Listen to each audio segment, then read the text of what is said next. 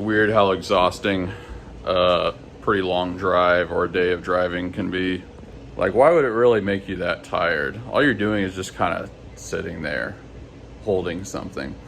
I don't know if you guys ever noticed this, but of course I have to have one of those. Morning roundup. Got this guy, a little stringy, but he'll clean up nice. Of course, another Charco. I was so tired that I just kind of put this here. I did not haphazardly put it here, but I don't have a table to put it on yet. There was a giant T-Rex skull there. It is this one. Stringy, but okay. And of course, Alien Boy turned out quite well. I think this is the first Alien we made on Frankenstein, so sometimes it's nice to make a few different models on these printers that you're sort of new, that are new, and you're kind of testing them out. And yeah, it's a pretty good Alien. I told myself I was gonna reset the other printers last night, but I was very tired and decided to not do that, even though there's no real reason not to do it other than I was just really tired. Sales are not quite as crazy as last week, but still pretty strong. One thing that's unique that never happened before in the business is the big things that are kind of more expensive. It seems to me that more people buy them kind of towards the end of the month. There's probably some business reason for this, especially with those big coffee cups. You know, coffee shops are buying them, and like the giant burger, it's probably going to some kind of restaurant or something like that. So maybe they have like a lot of payroll expenses at the beginning of the month, or there's something they're trying to do. Maybe there's like quarterly reporting things for some of the bigger ones, although those are probably not the people that are buying from me. There's actually another person selling an S5 in Richardson, Texas, which I don't really know where that is. Apparently it's about 2.5 hours away, so it wouldn't be as bad as the Austin thing. But Richardson, Texas is not particularly cool. The thing that really makes this exciting is they're charging $200 for this thing. The thing that makes it somewhat less exciting is they're not responding very quickly. But if they give me an address, maybe in a day or two to sort of catch up from taking a day off, I would go and drive out there and get it. I guess today's mission is going to be to set up the new printer. After I get all the morning usual stuff done, I'm going to package and paint a lot as usual. But yeah, the new printer. I think I've got a folding table in the next room that I'm going to put 2 of them on. So that ought to work. The customer for the Orangutan asked for pictures of it, which a lot of times I don't even do that. If people ask for it, I'll show them, but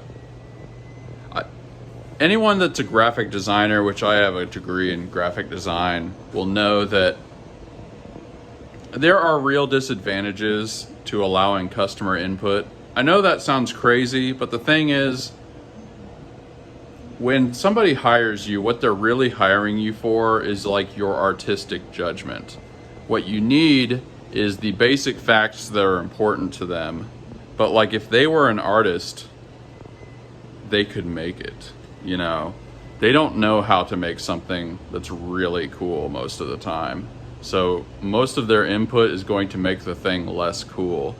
And like if I hadn't sent pictures, you know, I would have sent this to her and she would open it and she would lose her bleep, keep it clean for YouTube. She would lose her mind because that's what normally happens. I've actually never had somebody not like something I designed for them. But if they get in the middle of it and they start changing it and they're like, you got to do this, you got to do that, A, you're wasting time, obviously. But B, a lot of times they're making it look less cool and they don't even realize it. And then they get it and then they're actually holding it and stuff. And it's like, oh man, this doesn't look cool, and they're not happy. But it's kind of because of like stuff they said. So it's a little counterintuitive for anybody that hasn't done custom artwork and stuff like this. I used to be a portrait artist as well. Like, there's real value in the customer just letting you do what you do because you're good at it and you have experience with it. And whatever you need to do to kind of communicate that or make that happen is worth it. All right, I got the address for another S5. This one is in what I think is a Dallas suburb. I thought it was just kind of a small town because I looked it up, but I think it's basically on the outskirts of Dallas. And it's a little under 3 hours away, so it's not quite as bad this time. And I said we would meet Thursday, so that's what we're gonna do. But it's only 200 bucks. You know, I just feel like I can't pass up these opportunities. A lot of times you can't even find an S5 for sale, let alone for like the best price you could ever imagine. If this puts me a little behind, I don't love that, and it hopefully won't be too bad, but like, sometimes you just gotta take it. I keep just selling lots and lots of stuff, so there's just no, I have to expand. I can't just not do this. I'm gonna end up with 7 of these S5s, which if a thing gets done about every 2 days, it's a little less than that because the sharks are like a day and a half or something like that, but it'd be maybe 4 per day. 4 per day, I'm pricing it at about 130 per day or something like that, or maybe 100. So that's pretty good. That's 400 something per day in profit. So that combined with all the normal stuff that prints is pretty dang good, man.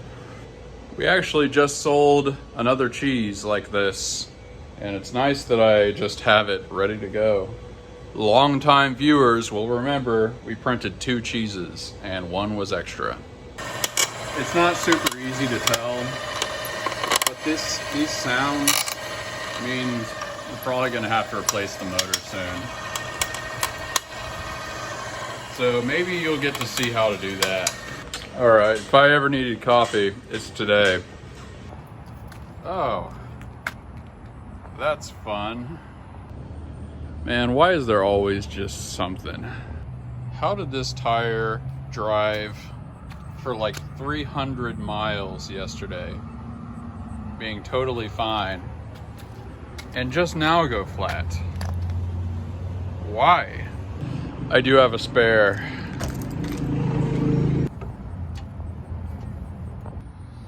I guess what we're gonna have to do is determine whether this is leaking because of something on the whatever this is called, or if it's something on the sidewalls. Because if it's on here, if it's in the treads somewhere, we can fix it.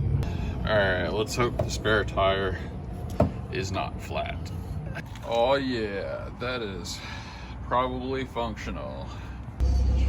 It is always something. Gotta look at the tire. That's actually the tire that got patched at the beginning of the series, but it looked like there's some cracks or something on the side. So probably just gonna get another one, but not today. I don't got it in me. Had to get a shower and a shave. I was feeling really nasty, but this was refreshing. I was thinking about that Brooks Brothers shirt I got yesterday for $7. I used to live in Charlotte, North Carolina, and for a time I wore like very, very nice dressy clothes all the time. This is what you can wear when you own your own business, whatever you want, especially if it's an online business. But anyway, at the, I think it's the South Park Mall in Charlotte, North Carolina, they have a Brooks Brothers store. I used to go in there a decent bit. I bet that shirt was like $100 new, no joke at least. Could have been more because it was one of those collared shirts. It's wild how life changes. So when President James A. Garfield was assassinated in 1881, I want to say May of 1881, but I can't remember. Charles Guiteau, I think is how you say it. What he announced after he shot the president was Chester A. Arthur will be president. Which he was. That was his running mate. And Chet Arthur was a clothes horse. One time he went to Brooks Brothers in 1881, or maybe it was like 82, 83, and he spent like, I want to say about $1,000. You can imagine how much money that was in the 1880s. It was a crazy amount of money. Chester A. Arthur was a product of the Tammany Hall in New York. Tammany Hall was a source of corruption because they were a government body that controlled a lot of America's imports and stuff, and thus you can imagine how shady that got. Chester A. Arthur was a product of that. He had been in that system, and thus all the guys in Tammany Hall thought that they were kind of like gonna have a real good time because obviously their guy was in office. But actually Chester A. Arthur knew how corrupt the import system was, and he pretty much completely shut it down. It's one of those rare times that somebody who's an unbelievably corrupt figure gets in office and actually reforms everything. Because he just knows how the system works, he knows how dirty it is, and he actually got in there and like fired everybody he ever worked with.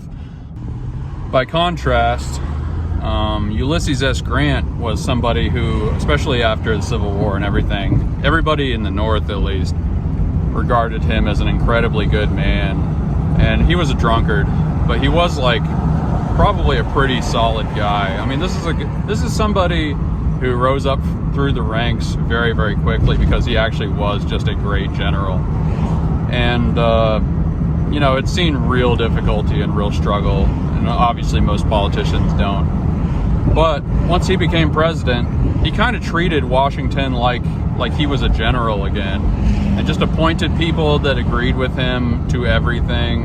And the whole thing became extremely corrupt. There's this weird thing that happens politically where you have people sometimes that are seen as incredibly good.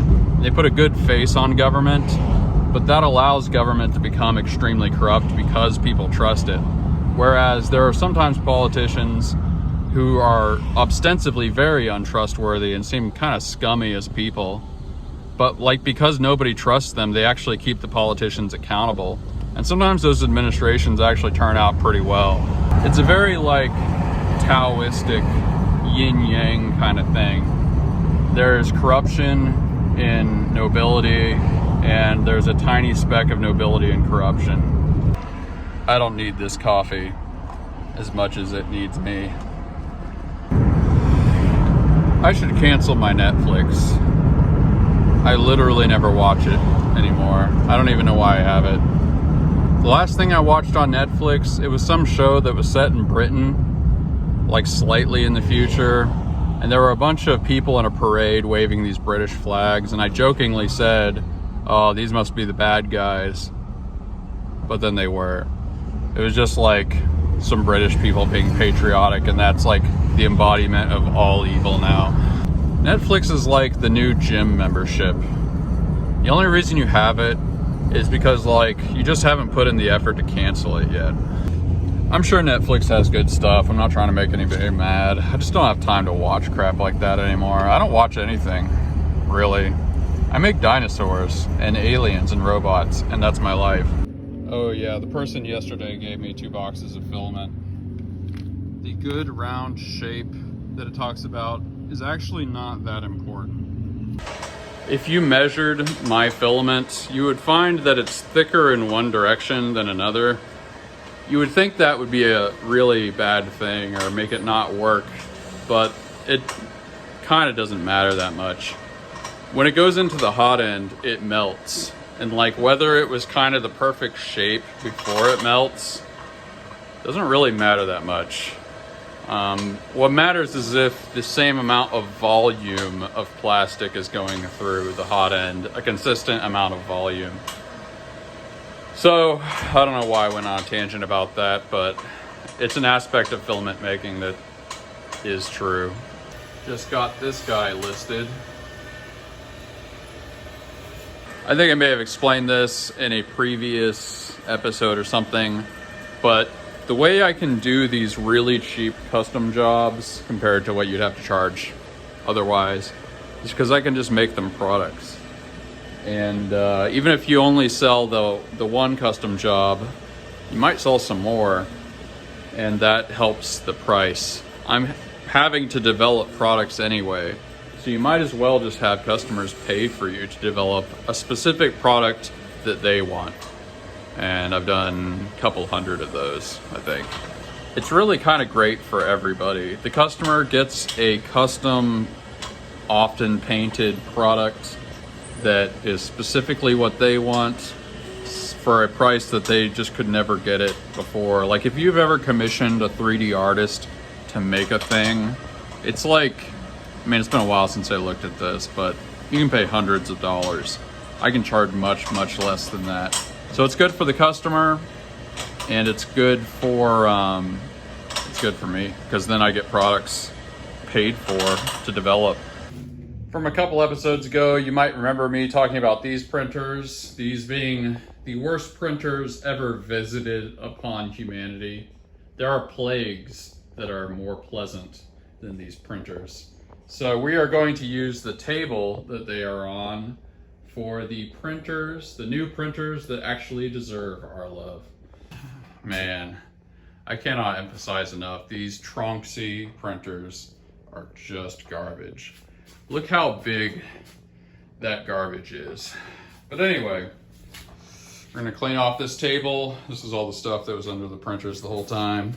Gonna categorize and put away all the things like this that could be useful.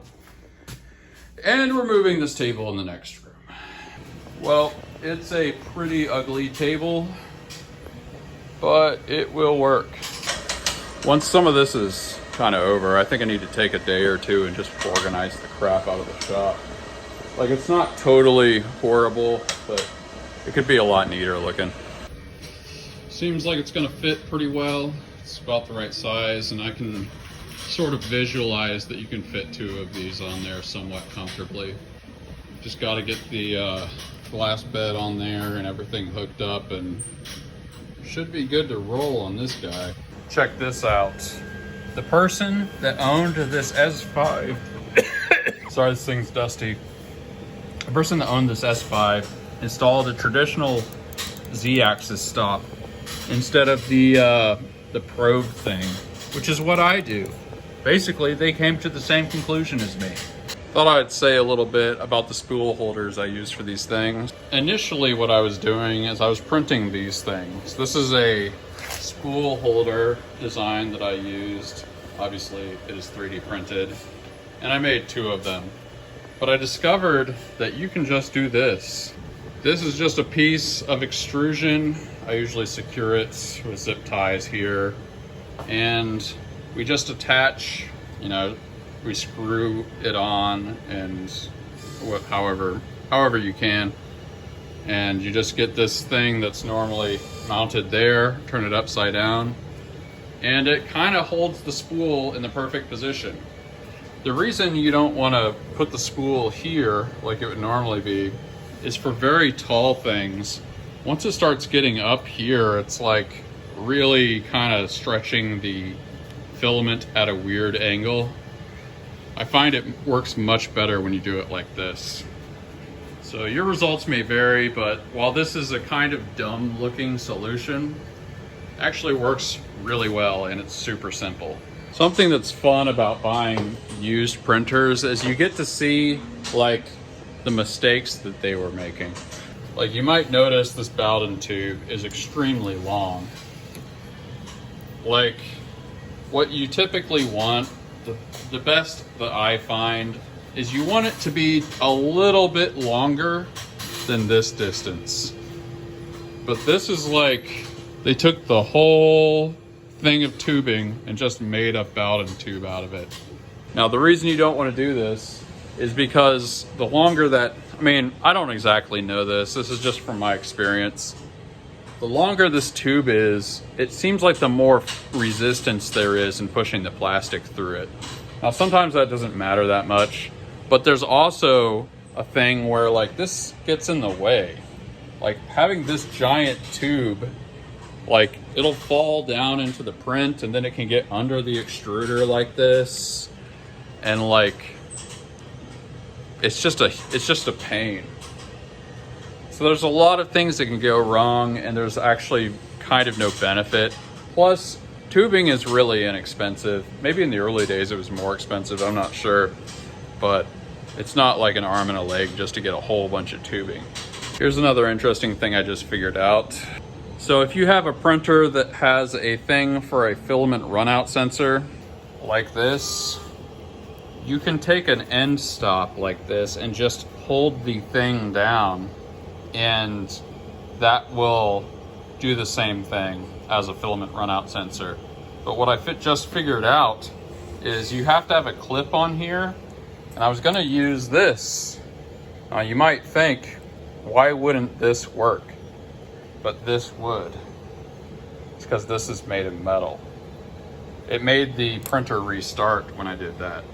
So there's something about like having a current from this part reach this circuit board part that that you don't want to have happen. So if you ever do this, use something that isn't metal. You'll be getting a weird problem and you won't know why. The maiden voyage. We will see if this thing works. I had to purge some of the old filament that it had still in the system, but it looks like it's basically working. Yep, it's pretty much getting there. This is going to be a giant hammerhead, a very giant hammerhead. Made my bell pepper egg cups again, but this time I had a little bit of bacon that I've been needing to use, and I put that in there, and I'm pretty sure this is going to be super good. Okay, check this out.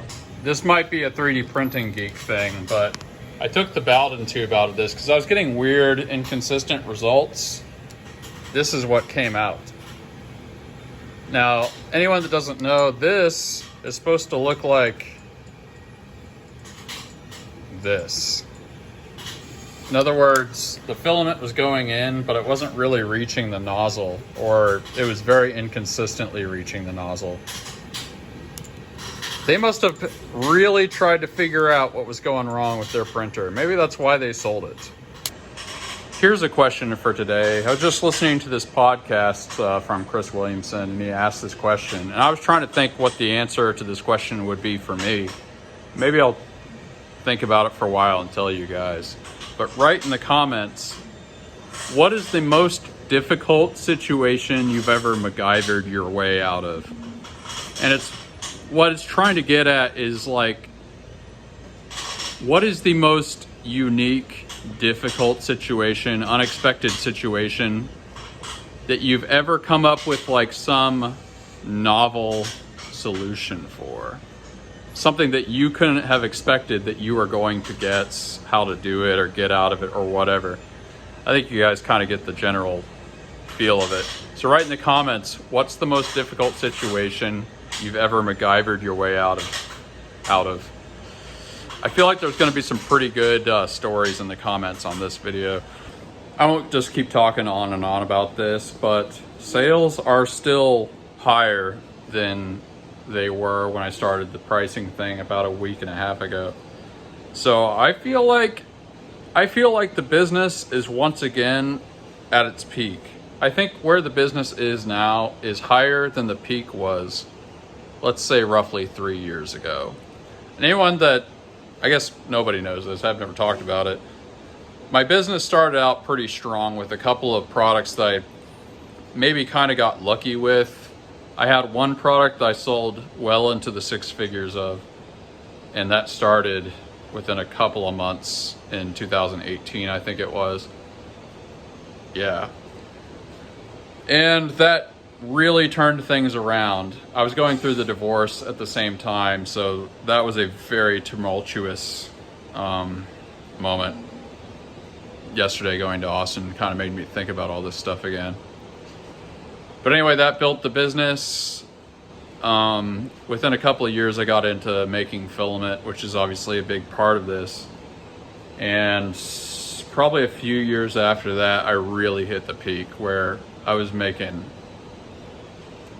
pretty dang good money. And then a bunch of things happened. I got a bunch of competitors that started ripping off my products, which they're allowed to.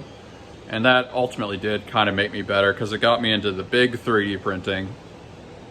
which was a real journey because it's very difficult to do, and for all the reasons we always talk about. But yeah, I mean, it's early still, but it seems like things are better right now than they've ever been in the business, maybe. Time to do the new product board. Even though last week was the sales explosion event, still managed to get 3 new products launched, which ain't bad. 2 of those were different versions of the Cyberpunk T-Rex, but that's not bad. Even with big sales, it's like, if you can get 3 done a week, that ain't bad at all. Getting this new guy working was actually a lot harder than I thought it was going to be. There's just a lot of stuff. It has different firmware for one thing. It's not that different, but it's a little different. There's just a lot of stuff. Cleaning off this table and moving the printers and a billion little things. But it's working adequately. This will make a really good big hammerhead. Nothing seems to really be wrong with it after I basically fixed some things. And that is enough for today, at least for the video. So I'm kind of grateful that this thing got to work. Glad there wasn't anything immediately wrong with it, even though it was one of those days where it felt like it was just pushing through mud. Ultimately, the printers are working. The filament is making. Actually, it's just messed up, but it was making. Again, I'm glad that my problem is too many sales and not too little. So tell me in the comments what you're grateful for.